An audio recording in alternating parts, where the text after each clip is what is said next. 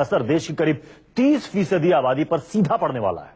बड़ी खबर यह है कि मोदी सरकार ने ओबीसी आरक्षण में क्रीमी लेयर का नियम बदल डाला है।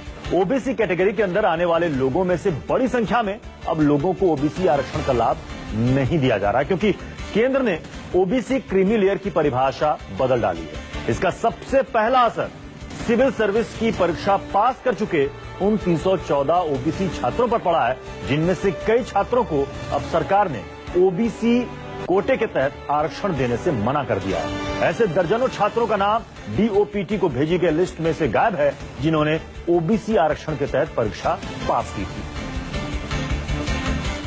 देश की सबसे प्रतिष्ठित नौकरी आईएएस में सेलेक्ट होने के बाद कोई अजमेर की दरगाह पर दुआएं मांग रहा है, तो कोई पिछड़ा वर्ग आयोग में अर्जी लगा रहा है।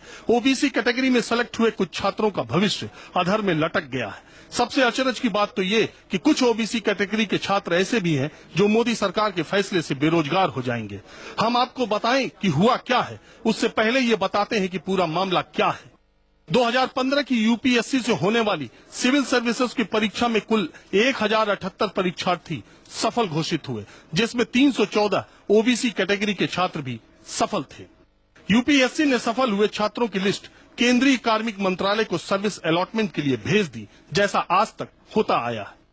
आईएएस की परीक्षा में सफल हुए ओबीसी कैटेगरी के छात्रों के घर मिठाइयां बटी, ढोल नगाड़े बजे कि उनके बेटे को लाल बत्ती गाड़ी, बंगला, नौकर सब मिलेगा। उनकी ये खुशियां कुछ ही दिनों तक रहीं और काफूर हो गईं जब डीओपीटी मंत्रालय का ये लेटर उन छात्रों को मिला और डीओपीटी ने अपने वेबसाइट से उन छात्रों के नाम हटा दिए। डीओपीटी यानी department of personal and training की वेबसाइट पर जब सर्विस अलॉटमेंट हुआ तो बहुत से ओबीसी छात्रों का नाम लिस्ट से गायब हो गया।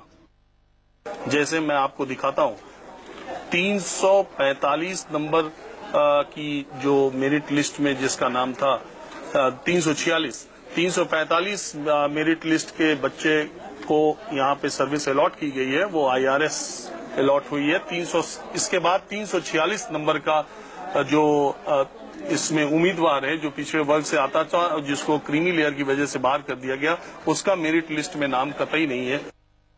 तो अब आपको लग रहा होगा कि जिन ओबीसी कैटेगरी के छात्रों को यूपीएससी ने सफल घोषित किया, उनका नाम कैसे गायब हो गया।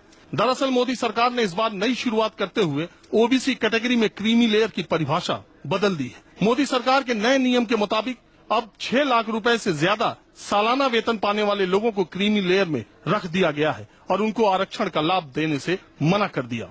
इसकी वजह से बैंक,